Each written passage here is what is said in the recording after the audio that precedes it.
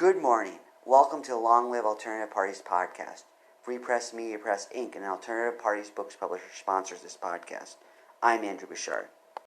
Welcome to the Long Live Alternative Parties podcast. Today we have another exciting guest from another exciting organization.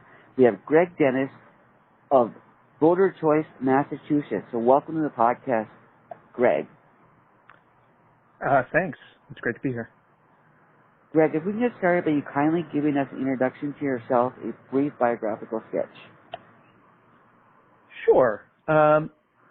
So I'm one of the co-founders of Voter Choice Massachusetts. Voter Choice Massachusetts was founded in 2016 from and by a group of ranked choice voting advocates in Massachusetts that had participated in ranked choice voting advocacy for some of us for, more than a decade prior to that point, but primarily by a group of activists that had participated in trying to win ranked choice voting in Maine, helping out the Maine effort. If you remember, in 2016, ranked choice voting was on the ballot in Maine, and a number of us in Massachusetts helped that campaign by making phone calls, some of us by driving up there to distribute literature and things like that, and we're really energized when it won on the ballot in 2016, which was a historic moment, the first time there had ever been a statewide ballot question win for ranked choice in U.S. history. And following that win, we said, well, if it can happen in Maine, why not in Massachusetts? And so we put out the call to other ranked choice voting supporters that we had met across the state and through some other channels, and a lot of people showed up, more than 50 people crammed into a small office in downtown Boston. More people, even more than that, attending online. It's a big state. There were people from way out in Western Mass driving in. And we didn't have any money. We didn't have any organization. And we just started organizing as volunteers, taking on roles and positions, and it grew from there. Eventually, we raised enough money from small donors to hire some staff, and it just sort of blossomed from there. And we're still at it. Wow. So was it hard to start the organization, getting the legal documents taken care of? Was that something difficult, or did you have that figured out? The legal stuff wasn't so hard to take care of. That was one of the easier things. I mean, it helped that one of the other co-founders was professionally an attorney, so that helped us. Sure. I think the biggest thing was starting from zero and everybody taking on the job of starting this organization as volunteers. We didn't have funds to pay people to do this. They were just doing it because they were energized about the issue.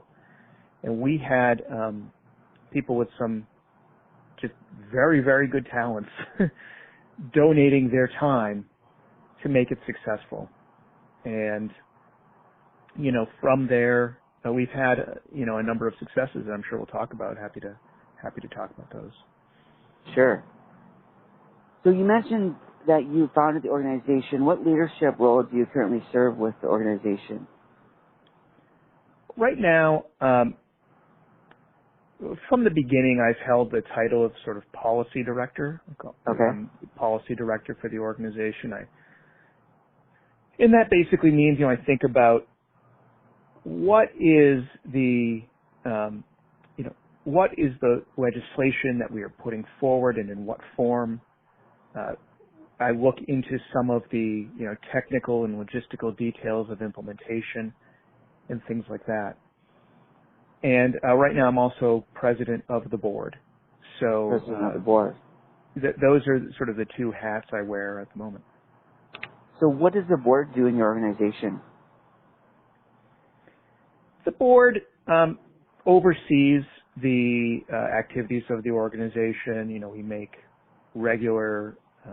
we give regular updates to the board about our progress, about our strategy. They give their feedback as to what they think about our strategy, whether they think we're missing anything. They offer alternatives and ideas and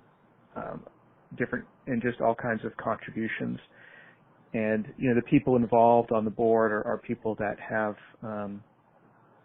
track records of success and have experience in the space of, or a combination of people that have experience in the space of electoral reform and just people that are just deeply passionate about this issue. Sure. So what types of activities does your organization do?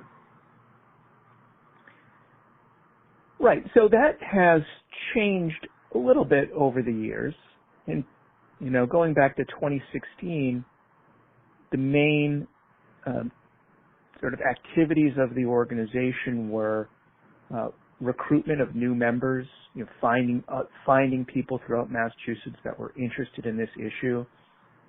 And that was done through a lot of public events, holding booths at political events and activist events, and just at social events and community events. We held all kinds of public outreach events around the state just to find people that were interested. We knew there were a lot of people out there that were interested in this reform, and it was a matter of finding them.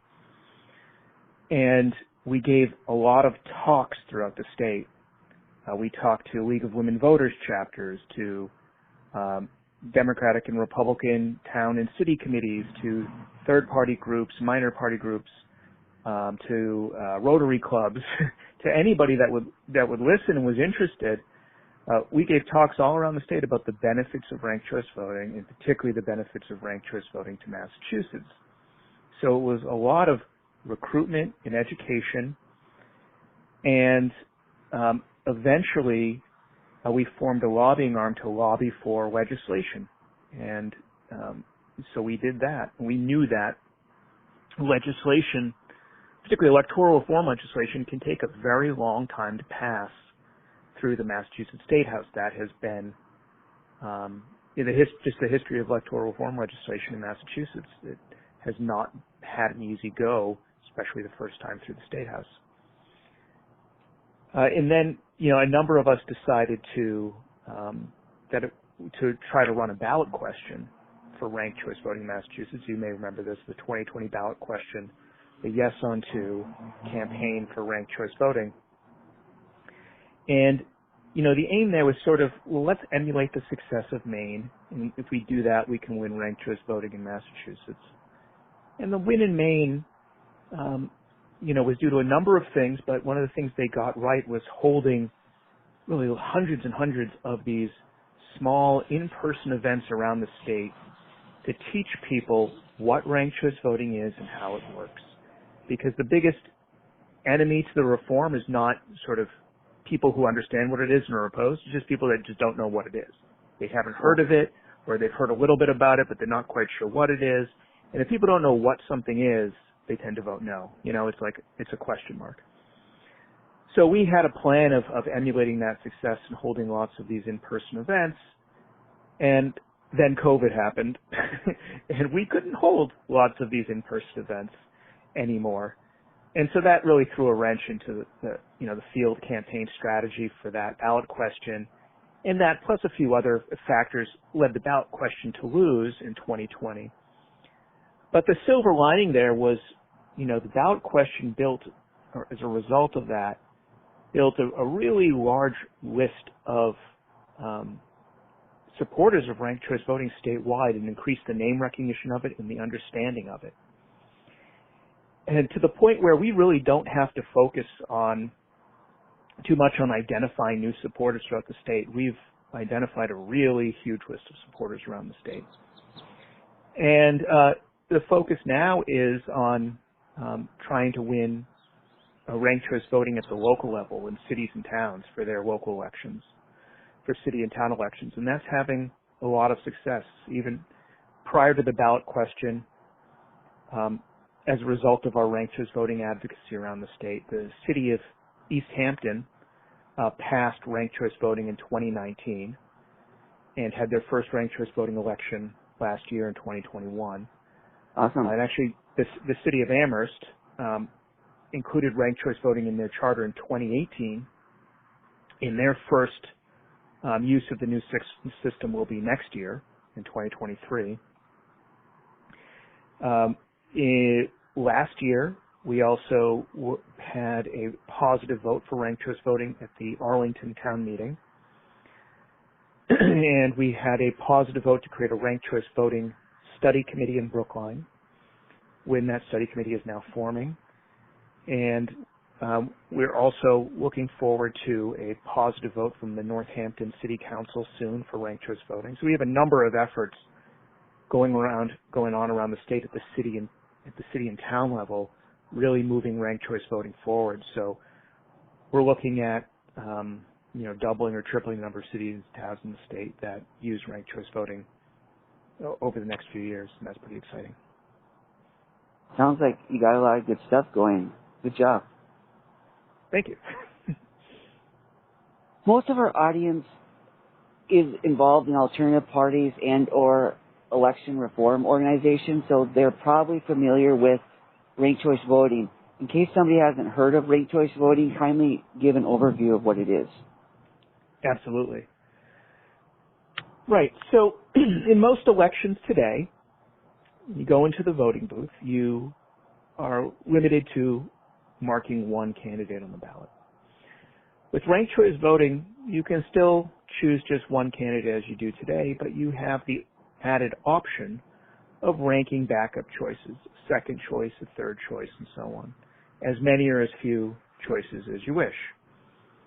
And your ability to do that solves a really big problem in elections today, which is the problem of the so-called vote splitting or so-called spoiler candidates in elections.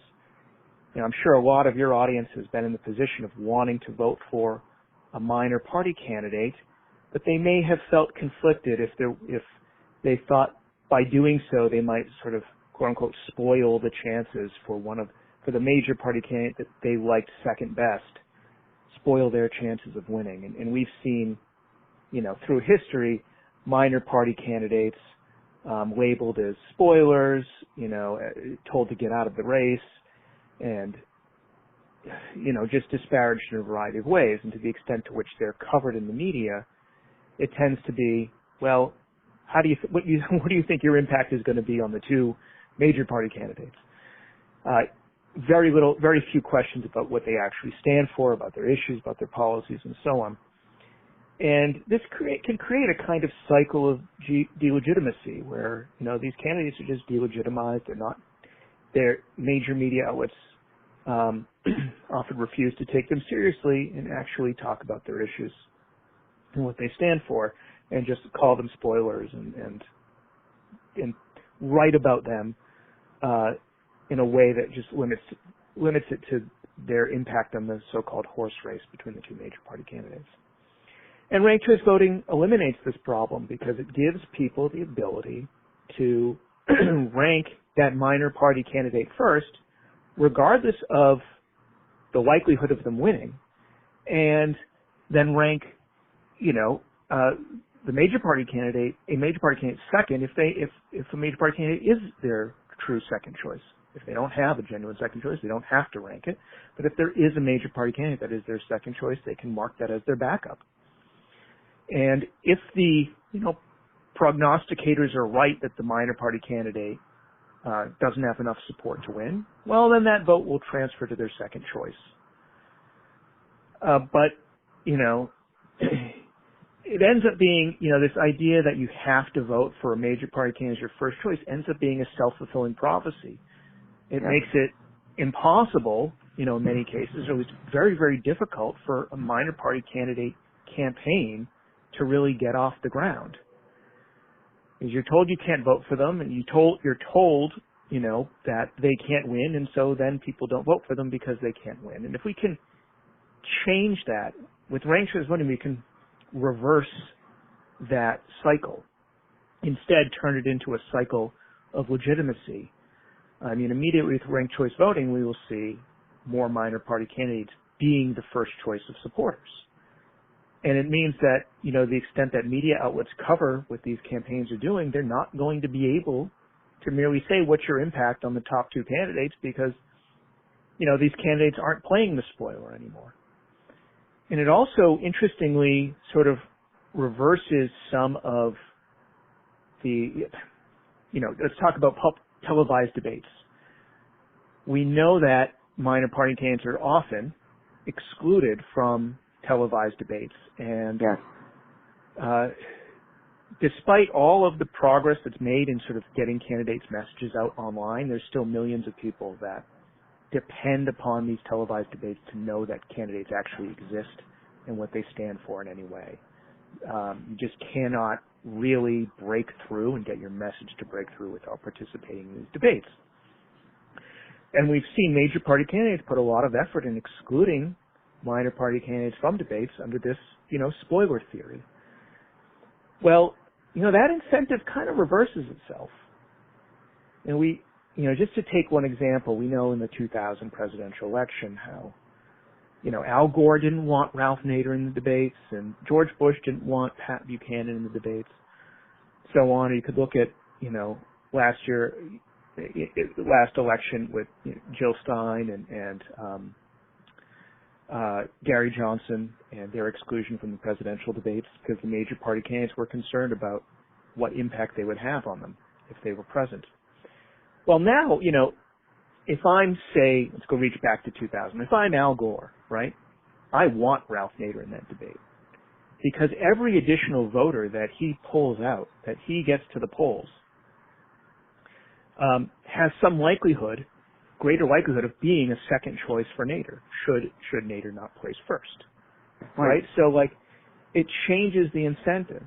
The Republicans might want to have some incentive for getting a kind of right-leaning independent candidate, right-leaning minor party candidate in the debates as well, so that they can pick up those second choices, because the more candidates and the more viewpoints you have in the election, the more voters turn out. There's a large, we know, right, that what's the largest, party of voters in this country? It's not Democrat or Republican today. It's unenrolled or independent, right? It's people that have not signed up for either party. Yes. And, these are voters that are not entirely, being spoken to by either the major parties, and that has a depressing impact on voter turnout. If you don't have a candidate that speaks to you, why turn out? Why even show up? So we can get more candidates in these debates. We can turn out more voters, which is healthy for democracy. And I think we'll see, less exclusion of minor party candidates from these televised debates as a result. It sounds like it's a win for everybody. Yes, I believe it's certainly a win for voters. It's a nonpartisan reform. We don't people will ask, is this a reform that's meant to benefit Democrats or meant to benefit Republicans or meant to benefit this type of candidate or benefit that type of candidate? And frankly, what party or candidate it benefits is besides the point. What's important is that it's better for voters. And it gives voters more options and it gives voters more say. That, I think, ought to be, the metric by which we're judging the value of the reform. And so, I'm excited by enhancing democracy in this way and giving voters more voice and more choice. Sure. So what counter arguments have people thrown at you, and how would you overcome them? Right. So the leading argument against it is that it's too confusing. So this is the one that opponents lean on the most. That it's too confusing, that voters will be confused, and voters won't know what to do with their ballot. And it's it can be a hard one to combat in the abstract, because they'll just say it's too confusing. And we'll say, well, it's not. And it could become sort of like a he said, she said type of scenario. But it's really not confusing. I mean, that's a myth. And it's a myth because, ranking things is an activity that we do every day. If I go to the grocery store and I'm looking for, say, ice cream, maybe maybe my favorite flavor of ice cream is something more obscure, right? Maybe my favorite flavor is purple cow ice cream. And if the grocery store's out of Purple Cow. What do? Well, I select my next choice that's available, which might be, say, cherry vanilla. If cherry vanilla is not there, what do? Well, then I go to my next choice, which is vanilla. So we do this thing, we do this kind of ranking in our minds every day, and it's a very natural thing. We do it without even thinking about it. So it's not a complicated thing for voters to do. I think one of the benefits of the strategy that Voter Choice Massachusetts has today of doing these city and town enactments of ranked choice is that it exposes more people to ranked choice voting at the local level. I mean, not only does it benefit those local elections in all the ways we've described, but it also exposes more people to ranked choice, and there's really no better way to dispel the myth that it's too complicated than getting people to actually use it. Because once they actually use it, they walk out of the voting booth and go, oh, that was easy. We saw this in Maine. We saw people in Maine go into the voting booth saying, oh, I don't know, right? Like, I don't know what this is going to be like. I've heard people have told me it's going to be confusing. People have told me I'm not going to know what to do. And then they walk out saying, oh, that was really easy. What were they talking about? Right? Like, it's just my first choice, my second choice, my third choice. And meanwhile, we have, people just last month filling out 64-team NCAA March Madness brackets, and all I have to do is go in and mark my top choices of candidates. That's something I can handle. So we're dispelling that myth, and I think it's just going to take, more exposure to ranked choice and more people using it, and it's just, once they use it, the myth is exposed for what it is pretty quickly. From some models of ranked choice voting that I've heard of, you don't have to rank all of the candidates. Is that the case for you? If somebody is at the polls and they don't know certain people and they don't want to think too hard, can they rank 1 or 2 or 3 or 4 instead of 10? Yep, and that's true of all existing and all proposed implementations of ranked choice in the United States. They all allow for voters to rank as many or as few candidates as they want. You can still go into the voting booth and just choose your first choice if you only have a first choice. But if you have a second choice or third choice, you can rank them. If you don't, you don't. There are some places in Australia that require you to rank so many candidates. That tends to be the sort of least popular feature of the implementations of ranked choice in Australia. And something a lot of people there want to get rid of, but it's not. That's a approach or an implementation that has never even been on the table in the U.S. So on your website, you list a number of cities in Massachusetts that have adopted this. Kindly share some of those. Right. So Cambridge, Massachusetts has been using ranked choice since 1941.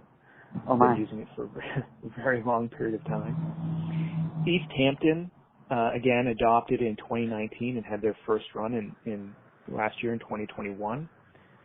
Amherst adopted it in their charter in 2018 and just completed a implementation study, and so their first use will be in 2023. Okay. Arlington Town Meeting passed ranked choice voting last year, 2021, and now they're waiting.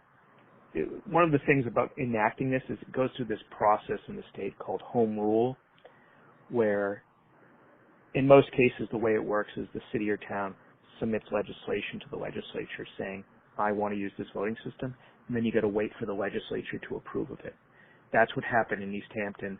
Now Arlington is waiting for their home rule to be approved. If it's approved in Arlington, it would have its first use either in 2023 or 2024, depending on some logistical things about the when the State House approves it. Northampton is about to submit its home rule, and they should have their implementation coming up soon. And then we have a number of some cities and towns where There have been study commit. So Brookline has a study committee that has just started, and that we're expecting the outcome of that study committee will be legislation, and more home rule legislation for Brookline. The Somerville Charter Review Committee recently took a positive vote for including ranked choice in the new charter that they write. We still haven't seen the language for that, but that is on the way. And it is in Concord, Massachusetts, it is on the warrant to be voted on in early May, so not too far off. If it's voted positive by Concord Town Meeting, then that also becomes home rule legislation before the legislature. And then there's other cities and towns that are at earlier stages of discussion and planning and proposing to city councils and town meetings in that way. So those are all the projects. It runs the gamut from places that already have it to places that are just waiting for that final okay, to places studying it, to the places that are just sort of activist efforts right now. But we get more and more inquiries all the time from around the state. We say, oh, I see that this such and such a city is doing ranked choice. Can we do it here too? And say, yes, you can. And we show them the playbook about how to go about it, and they follow the playbook, and the playbook seems to work. Good. So your home rule legislation is not something that I'm familiar with. I could be wrong, but I don't know if it's done in this area. So what is it like? Is it, if they submit it, is the legislator doing a rubber stamp on it, or is there a lot of debate? It might go either way. How does if they submit it, is there a good chance that it's going to be approved, or is it up in the air? Right. So that's a good question. It depends on the home rule. Okay. And if we're talking about ranked choice, there have been home rule legislation that's been submitted, and the legislature said, looks good to me, done. And there's been ones where the legislature said, doesn't look so good to me, we're not doing that. In the case of ranked choice, as I said, East Hamptons went through home rule. The way it works is, in a city, is that the city council and mayor have to vote in favor of submitting the home rule.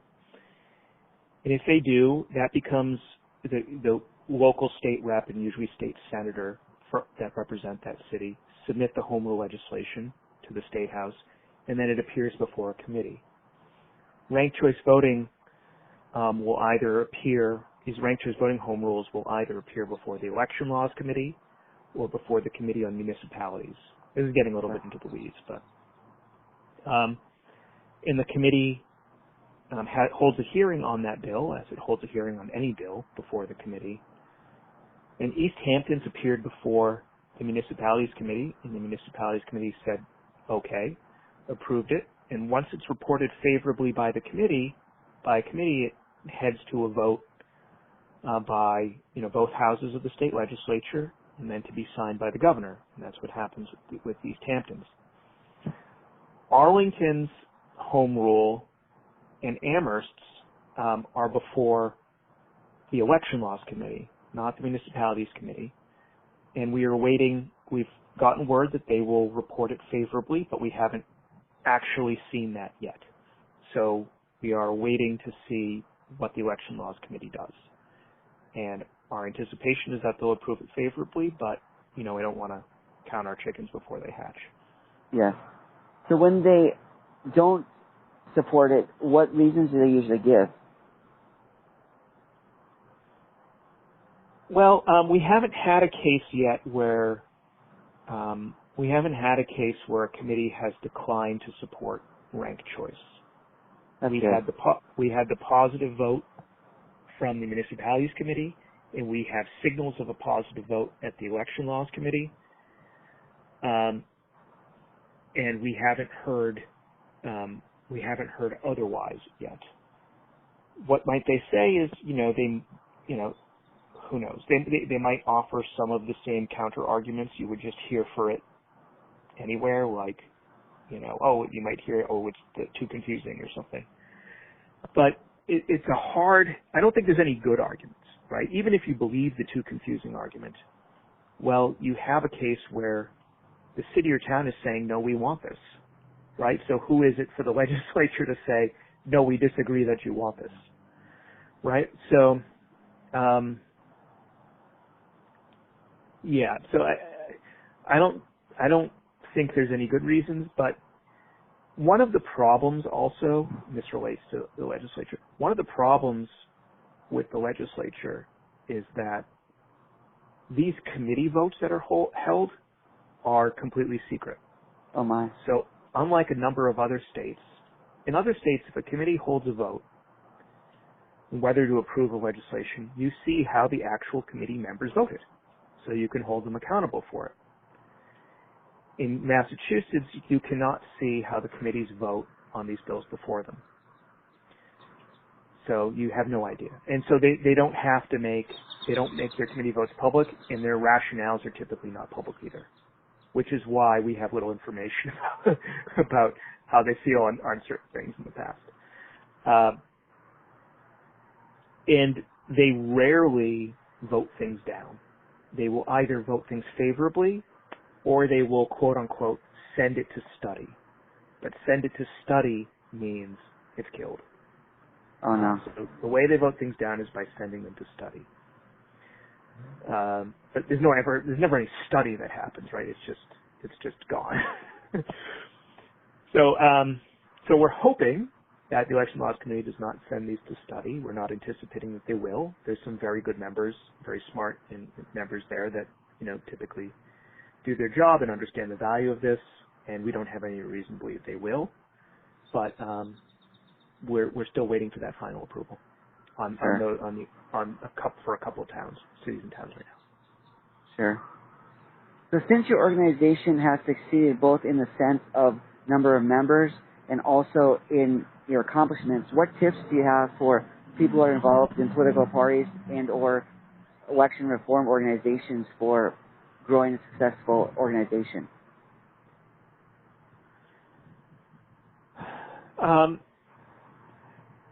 That's a good question. I think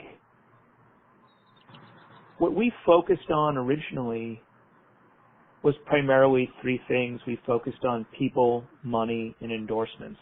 Focused on just recruiting lots of people to the cause, and raising money so that we could hire staff, and getting endorsements from legislators, from organizations, from prominent individuals and political scientists and things like that. I think, in this space of electoral reform, you can have the best idea in the world, and you could articulate that idea brilliantly on paper, and it wouldn't go anywhere, because if you're just one person stating it, it doesn't matter to anybody. It doesn't matter to anybody that has a chance of affecting change. You really need a large group of people, and it's much better to have if you had the choice between a brilliantly argued idea argued by one person and a mediocre argument for something argued by a large number of people, prefer the large number of people. Because the large number of people, it's the quantity of people that you have behind you and behind your effort that's more important than the quality of the argument. I would say that's a key lesson. No. So for our audience out there, whether they live in your area or elsewhere, how can they support your organization? Well, they can start by going to our website at voterchoicema.org. Okay. From there, you'll first of all find a number of ways to stay informed about what we're doing. We have, you'll find a link to our Facebook page, to our Twitter handle, to our Instagram handle, and so on. You'll also find a Contact Us link there. You can contact us and reach out. If you want to help bring ranked choice voting to your city or town, just submit a note saying, I want to bring ranked choice voting to city X or town X, and we will, if there's an existing effort in that city or town, which is fairly likely at this point, we will plug you into that effort. Or if there's not, we will help you get started in creating that effort. We have a playbook, and people that are following the playbook are being successful with it. And, lastly, there's also a donate link on the site. If you have it in your ability to make a financial contribution, you'll help us be able to continue this work. The plan that we've laid out is working. We're going to win a lot of these cities and towns. And that, once we win a critical number of cities and towns, that's going to reopen the conversation for statewide ranked choice. So we will get back to that statewide ranked choice conversation once we have a number of these cities and towns under our belt. And we could really use your financial contribution to all those out there to help make that happen. Sounds like a plan. Thank you, Greg, for coming on this podcast today and sharing all the things that your organization does and what RCV is all about. Thank you so much. I had a great time. We wish you all the best in your organization and all your personal endeavors. Thank you. All right, take care. Take care.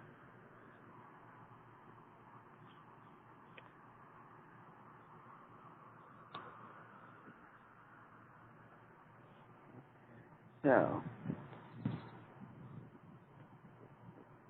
thank you.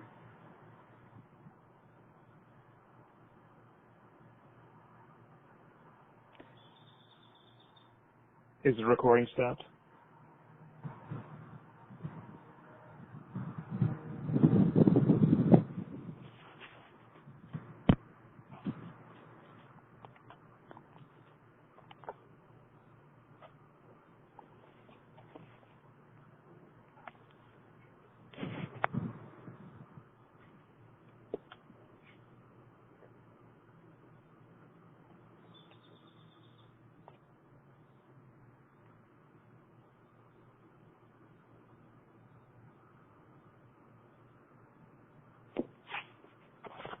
Andrew?